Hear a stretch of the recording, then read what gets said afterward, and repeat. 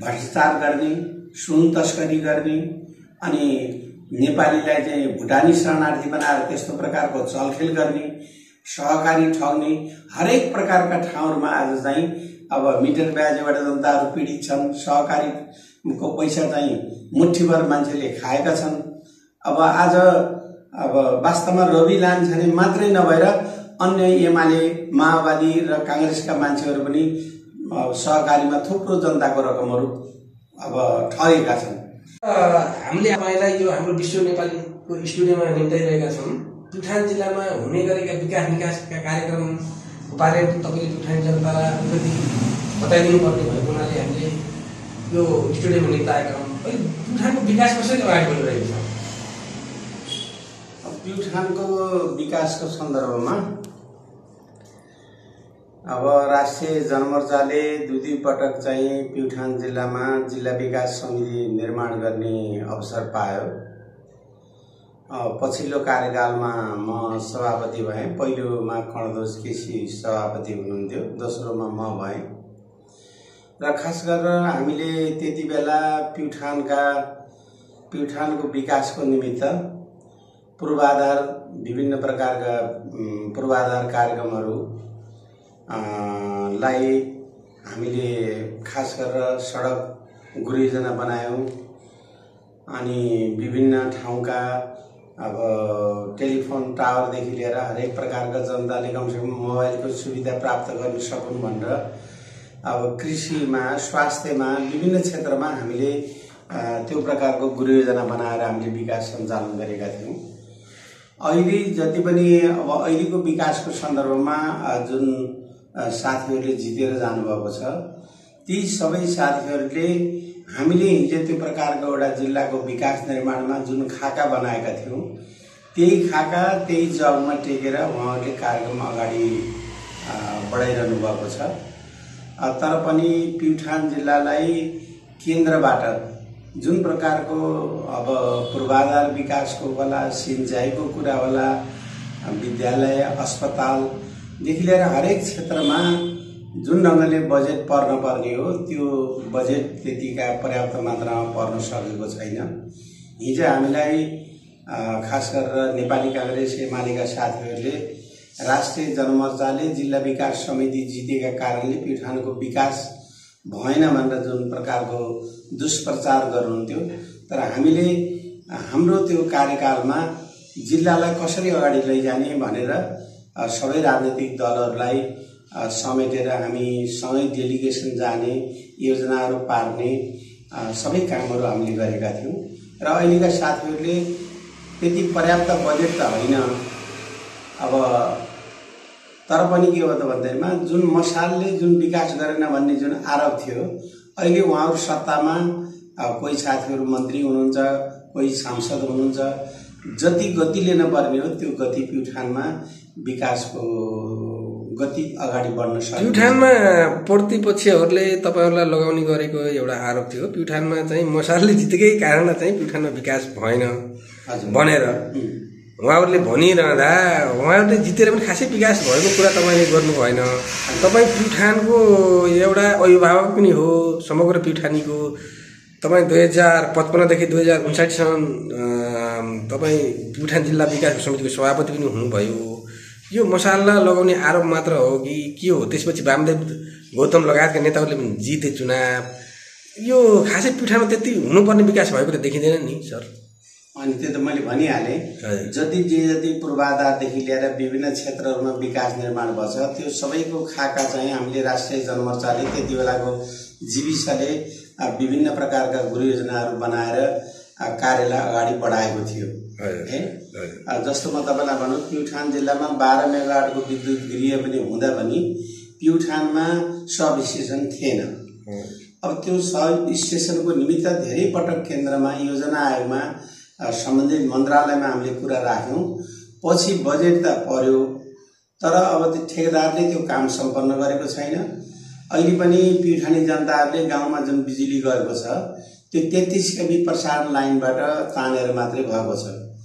Sub station बनिसकेपछि जुन 11 KB line प्रसारणबाट अलि सस्तोमा धेरै क्षेत्र ओगट्ने गरेर गर्छ भनेर हामीले सब स्टेसनको माग गर्यौं, काम पनि सुरुवात भयो। तर अहिलेका सत्तामा रहेका साथीहरूले त्यो ठेकेदारलाई खोजेर अब त्यो भवन सञ्चालन गर्नेदेखि लिएर कामलाई अगाडि बढाउने कुरामा पनि उहाँहरूले सकिरहनु भएको छैन।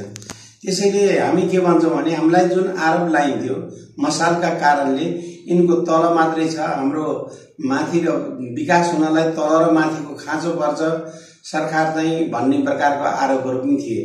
तर अहिले तलमाथि सत्तामा भएका साथीहरूले पनि उहाँहरूले भनेको कुरा केन्द्रले त्यति अब टेरिरहेको छैन, पर्याप्त मात्रामा विकास भएको छैन। एउटा हामी त्रिदेशीय राजमार्ग भनेर भालुवाङ बागदुला अब भीमगिटीको सडकको कुराहरू पर्यो, त्यसमा योजना पनि पर्यो, तर ठेकेदार कालो सूचीमा भएको हुनाले त्यो त्यत्तिकै स्थगित भयो, त्यसको कार्यक्रम अगाडि बढ्न सकेन। नेपाल सरकारले 12-14 करोड खर्च गर्यो त्यसको लागि सर्वे इस्टिमेट डिजाइन गर्न, तर अहिले त्यो कार्यक्रम अगाडि बढेको छैन। प्युठानका जनप्रतिनिधिहरूले अहिले पनि मैले फेसबुकमा भर्खरै देखिरहेको थिएँ, हजुर, जनप्रतिनिधिहरूले त्यसको अहिले हामीले फेरि 30 करोड पार्यौँ भर्खरै भनेर उहाँहरूले भनिरहनु भएको छ। बजेट भाषण भएको छैन होइन। सङ्घीय सांसदहरूले पनि अलिकति विकास पारेको कुराहरू पोस्ट गर्नुभएको छ भने अर्को प्रदेश सांसदहरूले पनि हामीले चाहिँ बागदुला मोची सडकले 30 करोड पार्यौँ भनेर भन्नुभएको छ। हिजै पोस्ट गरिसक्नु भएको छ। यो बागदुला र मोची यो भीमगेटेको चाहिँ बाटो पनि बनेको छैन, यसमा धेरै राजनीति भएन होइन। राजनीति त अब होइन, कुनै पनि कार्यक्रम पारेर त्यसलाई अगाडि लाने एउटा प्युठानीको रोग के छ भने मैले बीचमा सबै दलहरूलाई राखेर केन्द्रमा माग गर्ने कुराहरूमा चाहे सिंचाइको परियोजना होला, तपाईँले अब त्यो बाटोको मात्रै कुराकानी गर्नुभयो, लुङ्ग्री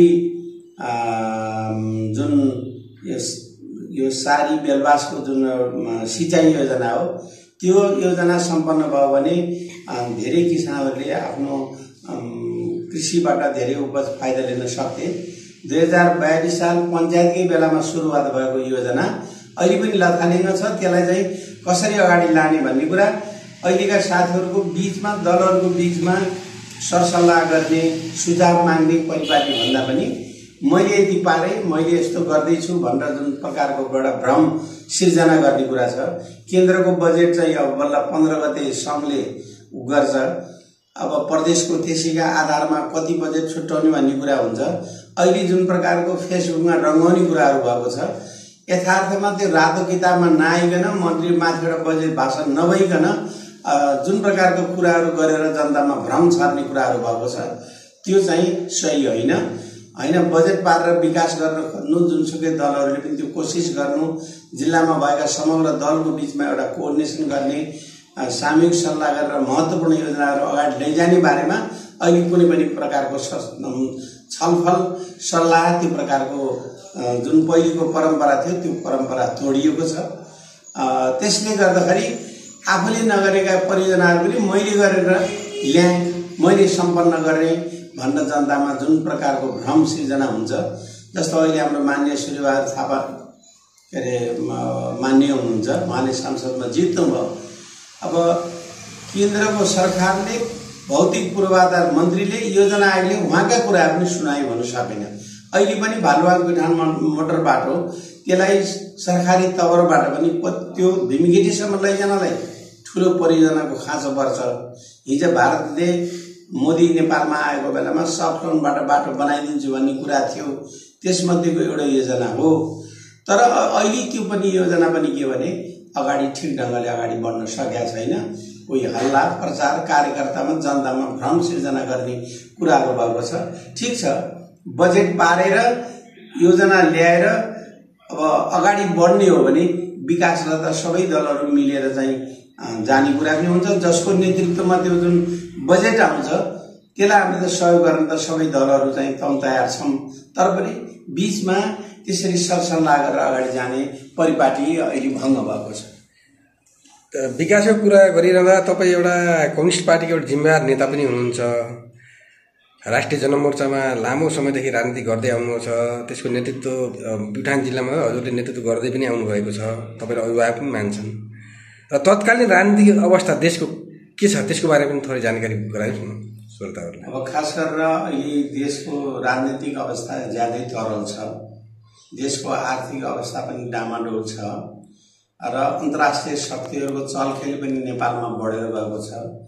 त्यसले गर्दाखेरि त्यसैमा अलि पुनरुत्थानवादी शक्तिहरू, राजावादी शक्तिहरूले फेरि राजा फर्काउने सपना बोकेर जुन ढङ्गले आन्दोलन सङ्घर्षहरू अगाडि बढेको छ, वास्तवमा अहिले जुन गणतन्त्रलाई समाप्त पारेर फेरि राजा फर्काउने जुन प्रकारको परिस्थिति र अन्तर्राष्ट्रिय शक्तिहरूको पनि त्यो प्रकारको चलखेल भएका कारणले अहिले साँच्चै भन्यो भने 62-63को महान जनआन्दोलन प्राप्त जुन गणतन्त्र छ, हुन त यो संविधान 2072 बन्यो। यो संविधानमा हाम्रा केही विमतिहरू छन्, तैपनि देशमा चाहिँ राष्ट्रियता, गणतन्त्र, धर्मनिरपेक्षता जस्ता समावेशी जस्ता महत्त्वपूर्ण चिजहरू त्यसमा समावेश छन्। त्यसलाई केही ढङ्गले अगाडि लाने कुराहरूमा पनि आज दलहरू एकमत छैनन्। अब जुन गणतन्त्र आइसकेपछि आज जनतामा त्यो प्रकारको निराशा छ। त्यही निराशा आज युवाहरू चाहिँ बेरोजगार भएर विदेश पलायन भइरहेका छन्। नेपालको शिक्षा प्रणाली ध्वस्त भइरहेको छ।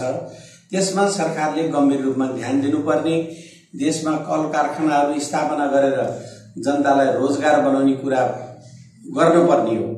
अझ 72 को संविधानमा त यो बनेको संविधानले समाजवाद उन्मुख कार्यक्रमहरू समावेश गर्छौं भनेर संविधानमै उल्लेख छ। तर समाजवाद उन्मुख कार्यक्रम, समाजवादी बाटोतिर जानको निमित्त जुन प्रकारले सरकारले, अर्थमन्त्रीले जुन बजेट विनियोजन गर्नुपर्ने थियो, जुन अब कल कारखानाहरू स्थापना गर्ने कुरा थियो, जुन आज प्रत्येक दिन 3000 देखि 4000 को बीचमा युवाहरू चाहिँ विदेश पलायन भइरहेका छन्। आज त्रिभुवन विश्वविद्यालय ध्वस्त भएको छ। आज थुप्रै नेपालीहरूको पैसा आज विदेश पढ्नको निमित्त अस्ट्रेलिया, अमेरिका, विभिन्न मुलुकहरूमा जाने कुराहरू भएको छ। यसलाई चाहिँ रोक्न जरुरी छ। अब यसैमा पनि जुन प्रकारको अहिले राजावादीहरूले, पुनरुत्थानवादी शक्तिहरूले गणतन्त्र समाप्त गर्न थालेका छन्, त्यसका विरुद्ध अब कमसेकम गणतन्त्रवादी शक्तिहरू एकढिक्का हुनुपर्ने थियो। हुन त जनतामा निराशा हुनुको पछाडि दलहरू जुन सत्तामा गए तिनीहरूले जनपक्षीय कामहरू गर्न सकेनन्।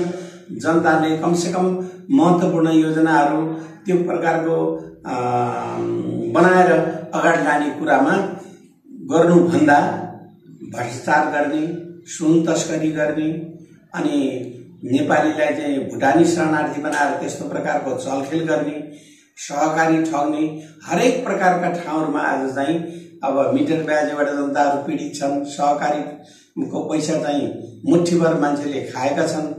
अब आज वास्तवमा रवि लामिछाने मात्रै नभएर अन्य एमाले, माओवादी र कांग्रेसका मान्छेहरू पनि सहकारीमा थुप्रो जनताको रकमहरू अब ठगेका छन्। तिनीहरूलाई तुरुन्त कारबाही गरेर कमसेकम ती जनताहरूलाई राहत दिनको निमित्त ती जनताहरूले त्यो सहकारीको पैसा फिर्ता हुनुपर्छ। जुन प्रकारको मिटर ब्याजीका कुरा छन्, आन्दोलन सङ्घर्ष गरे तर कार्यान्वयन पक्ष चाहिँ एकदम फितलो छ। त्यसो भएर जनताहरू निराश छन्।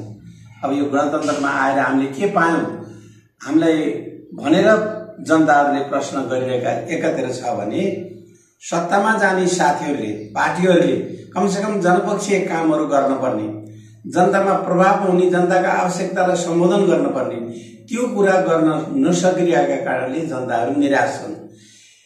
अहिले राजावादीहरूले चाहे विदेशीको आडमा होस्, चाहे देशभित्रका विविध कारणहरूले आज देश एउटा अब अन्तर्राष्ट्रिय क्षेत्रमा नि ग्रे लिस्टमा परेको छ। अब हुनसक्छ त्यसमा सुधार गर्न सकेन भने, कालो सूचीमा पर्यो भने अन्तर्राष्ट्रिय फन्डहरू नेपालमा आउँदैन। आर्थिक स्थिति एकदम डामाडोल छ। हरेक प्रकारका सूचकहरू आज दिउँदो अवस्थामा छन्। यसैले सत्तामा जाने साथीहरूले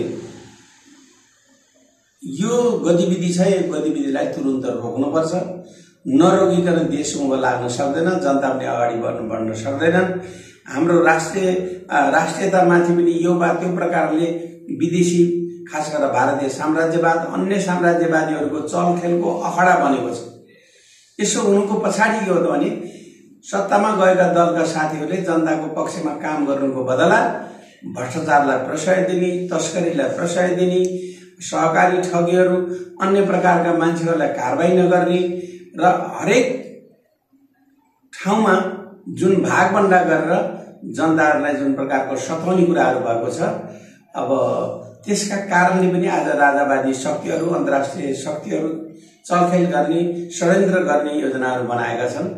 तर राष्ट्रिय जनमोर्चाको ठहर के छ भने 62-63 को आन्दोलनबाट हामीले 240 वर्षदेखिको राजतन्त्रलाई फ्याँकेर जुन गणतान्त्रिक संविधान लोकतन्त्र ल्यायौं, त्यसका निमित्त दलहरूले तत्कालै जनताको मन जित्नको लागि आफ्नो व्यवहारमा, सरकारको कार्यप्रणालीमा विभिन्न योजनाहरू ल्याएर चाहिँ अगाडि बढ्न जरुरी छ। अहिले नेपाली जनताहरू धेरै निराशा छन्।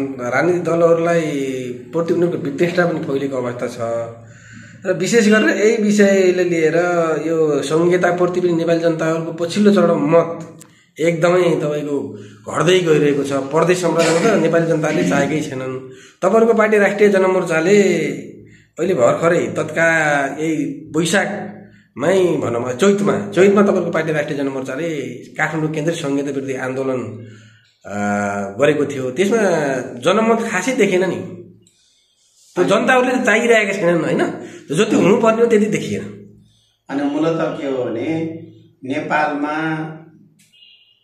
कुनै पनि हाम्रो ठुला आन्दोलनहरूमा संहिताको माग भएको होइन। 62-63 को आन्दोलनलाई हामीले चाहिँ महान जनआन्दोलन भन्छौँ। त्यति बेला सडकमा संहिता मागेको थिएन। विदेशीहरूले खास गरेर पश्चिमा शक्ति र भारतीय साम्राज्यवादले आफ्नो उद्देश्य पूरा गर्नको निमित्त संहितालाई चोर ढोकाबाट प्रवेश गराइयो। जबकि संविधान सभाको चुनावको मिति घोषणा भएको थियो। त्यस्तो अहम मुद्दामा व्यापक छलफल हुनु पर्थ्यो। नेपाललाई चाहिँ संहिता उपयुक्त हो कि होइन, संहितामा गएपछि के चिज प्राप्त हुन्छन्, त्यो बारेमा व्यापक छलफल गर्न जरुरी थियो। तर विदेशीको दबावमा चाहिँ संविधान सभाको चुनावको रिजल्टलाई पनि नपर्खिकन अगाडि अन्तरिम संविधानमा विदेशीको इशारामा, खास गरेर भारत, पश्चिमा अमेरिकन साम्राज्यवादको इशारामा हाम्रा दलहरू चुकेकै हुन् र संहितालाई ग्रहण गरे। ग्रहण गरेको दिनदेखि नै राष्ट्रिय जनमोर्चाले नेपाल जस्तो सानो देश, नेपाल जस्तो गरिब मुलुक, यस्तोमा यो संहिता चाहिँ टिक्न सक्दैन। किनभने हामीले संहिताको सिद्धान्त ठिक छ, तर पनि नेपालको परिवेशमा नेपाली जनताले कमसेकम आफ्नो अधिकारको बारेमा, कर्तव्यको बारेमा, त्यसले आर्थिक स्थितिको बारेमा यी सबै कुराहरूले मध्यनजर गर्दाखेरि यो संहिता टिक्न सक्दैन। यदि संहितालाई समयमै यसलाई खारेज गरिएन भने यसले नेपालको राष्ट्रियतामाथि पनि ठूलो क्षति पुग्छ। भोलि हुँदा हुँदा नेपाल चाहिँ नरहन सक्छ। त्यो भनेरै हामीले सुरुदेखि यसको विरोध गर्दै आएका हौं। त्यसको सट्टामा हामीले यो विकेन्द्रीकरणमा आधारित अब एकात्मक राज्य प्रणाली हुनुपर्छ, त्यसले मात्रै देश अगाडि लान्छ भनेर हामीले कुराहरू गर्यौं।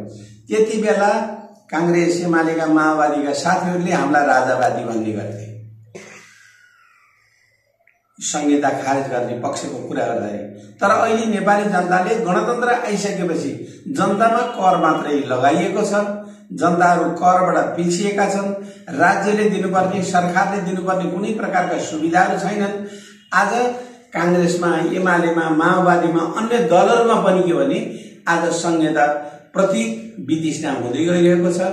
त्यसैले हामीले यो चैत 24 गतेदेखि 30 गतेसम्म काठमाडौँ केन्द्रित आन्दोलन गरेर यो संहितालाई खारेजको मुद्दालाई अगाडि लाने सोच बनाएका थियौं। त्यही बेला नै राजावादीहरूले चैत 15 गते जुन 3 कुनेको आन्दोलन भयो, त्यसपछिबाट हामीले संहिताको खारेजी साथै एउटा नयाँ मुद्दा देशमा उभिएको जुन समस्या थियो त्यसको बारेमा हामीले सम्मेलन गर्नुपर्ने भयो र हामीले आन्दोलन गर्यौं, संघर्ष गर्यौं। अहिले संहिता गलत छ भन्ने कुरा अधिकांश मान्छेहरूले भन्ने गर्छन्, तर आफ्ना स्वार्थ पूरा चाहिँ कांग्रेसबाट, एमालेबाट, माओवादीमा लागेपछि प्राप्त हुने भएको हुनाले बाहिर त्यस्तो कुरा व्यक्त गर्न सकिरहेका छन्। तर आम जनताहरू संहिता परे रुष्ट छन्। किनभने 886 सांसद पाल्नुपर्ने, तिनका आसेपासे पिए हरेक प्रकारले आज जुन खर्च भएको छ त्यो खर्चले जनताको आकांक्षा अनि गुरु योजना अनुसारको योजना अगाडि लैजाने कुरामा भन्दा पनि फजुल खर्चमा बढी खर्च भइरहेको छ। यसले गर्दाखेरि जनताहरू निराश छन्। हामी के भन्छौँ भने हिजो कुनै जमानामा यो त 17औं शताब्दीको यो संहिताको मोडेल हो। आज विश्वमा 28 वटा मुलुक छन्, जम्मा 4 वटा मुलुकमा मात्रै संहिता सफल भएको छ। बाँकी 24 मुलुकहरूमा देश लथालिङ्ग छ। हाम्रा नेपालका नेताहरू, दलका प्रमुखहरू स्विजरल्यान्डको संहिता हेर्न गए, अन्य देशहरूमा गए, भारत दक्षिण एसियाको भारत दिल्लीमा सम्मेलन भयो। तपाईहरु संहितामा जानुहुन्न, यसलाई थेग्न सक्नुहुन्न, यसलाई पाल्न सक्नुहुन्न, तपाईहरु अन्ततोगत्ता पछाडि फर्कनु पर्छ। त्यसो भएर तपाईहरु संहिता नजानुस् भनेर सल्लाह दिएका थिए। तर हाम्रा प्रचण्ड, माधव नेपाल, अब शेरबहादुर देउबा विदेशीको जुन भारी हो उनीहरूको स्वार्थ पूर्ति गर्ने गोटीको रूपमा प्रयोग भएर यसरी संहिता लादिएको र काठमाडौँ रहेको कुरा काठमाडौँमा त्यतिका जनमानस किन आउन सकेन भन्ने सवालमा हामीले अब जिल्ला जिल्लाबाट थोरै एउटा प्रतिनिधिमूलक गएर सरकारलाई यो संहिता खारेज गर्न दबाव गर्ने एउटा कार्यक्रम थियो। हामीले आम कार्यकर्ता जनतालाई त्यहाँ हामीले बोलाएका थिएनौं। त्यसकारणले त्यहाँ बढी मतलब सहभागिता नहुने कुरा चाहिँ अब त्यसलाई बढी जनतालाई सहभागिता गर्नको निमित्त संहिताको बारेमा स्पष्ट कुरा गरेर यो संहिताले देश लाग्न सक्दैन भनेर एउटा चाहिँ संहिताको विरुद्ध आह्वान गरेर अन्य राजनीतिक दलहरूका जुन नेता पार्टी कार्यकर्ताहरू छन् तिनीहरू पनि संहिता विरोधी आन्दोलनमा आएर यो संहितालाई खारेज गर्नै पर्छ, नगरे चाहिँ भोलि देश नरहन सक्छ भन्ने एउटा सांकेतिक रूपमा हामीले काठमाडौँमा जुन कार्यक्रम गर्यौं। अहिले पनि राजमले यो हजुरहरूले बमबहादुर सर हजुरहरूले कार्यक्रम गरिरहँदा अब राष्ट्रिय जनमोर्चाका तत्कालीन कार्यक्रमहरू के छन् अहिलेको बताइदिनु। हामीले काठमाडौँ केन्द्रित आन्दोलन सकेर हामी जिल्लामा फर्क्यौं। वैशाख 20 गतेदेखि लिएर वैशाख 27 गतेसम्म प्रत्येक पालिकामा फेरि 1 घण्टा विरोध सभाका कार्यक्रमहरू भर्खर हामी सकेका छौं। अब फेरि यसमा थप देशका समसामयिक कुरा, अब जुन राष्ट्रियतामाथि जुन आइपरेको खतरा, गणतन्त्रलाई समाप्त पार्ने देशी विदेशीहरूको षड्यन्त्र, यसलाई जनतालाई स्पष्ट पार्नुपर्छ भनेर अब हामी वडा तहमा पनि राष्ट्रिय जनमोर्चाका जाने, अन्तर्क्रिया गर्ने, कोण सभा गर्ने, भेटघाट गर्ने र यो संहिताले जुन असर पारेको छ नेपालको जुन अहिलेको अवस्था छ यसमा उहाँहरूलाई चाहिँ टोल टोलमा पुगेर चाहिँ हामी जाने भनेर त्यो थप वैशाख 26 गतेदेखि पछि अहिले पहिले हामी पालिका स्तरमा गयौं। अब वडा तहमा, टोल तहमा पनि गएर राष्ट्रिय जनमोर्चाले संहिताको बारेमा स्पष्ट पार्ने, यसका खराबीहरू के हुन्, यसले देशलाई के असर गर्न सक्छ भन्ने सबै बारेमा अहिले पनि हामीले कार्यक्रम बनाएर फेरि वडा हिजो गाविस स्तरमा थियो भने अब वडा टोलमा पनि जनताको बीचमा जानेर कुराहरू राख्ने कार्यक्रमहरू छ। दर्शकबिन, उहाँ हुनुहुन्थ्यो राष्ट्रिय जनमोर्चा लुम्बिनी प्रदेशका अध्यक्ष तथा प्युठानका लोकप्रिय नेता बमबहादुर खत्री। धन्यवाद हाम्रो स्टुडियोमा आएर तपाईले आफ्नो कुराहरू राखिदिनु भएकोमा बमबहादुर सर। धन्यवाद शंकरजी, तपाईले यो महत्त्वपूर्ण पत्रिकामा अब जुन राष्ट्रिय जनमोर्चाका विचारहरू, प्युठान जिल्लाको विकास निर्माणदेखि लिएर देशको समसामयिक राजनीतिको बारेमा मेरा विचारहरू र पार्टीका धारणाहरू राख्ने मौका दिनुभयो। त्यसका निमित्त यो पत्रिका एवं तपाईलाई पनि चाहिँ म लुम्बिनी प्रदेश राजाको अध्यक्षको हैसियतले पार्टीको तर्फबाट यहाँलाई पनि धेरै धेरै धन्यवाद दिन चाहन्छु। हामीसँग हुनुहुन्छ राष्ट्रिय जनमोर्चाका नेता तथा राजामो लुम्बिनी प्रदेशका अध्यक्ष तथा प्युठान जिल्लाका पूर्व जिल्ला सभापति बमबहादुर खत्री। प्युठानको उहाँ लोकप्रिय नेता पनि हुनुहुन्छ। बमबहादुर सर नमस्कार।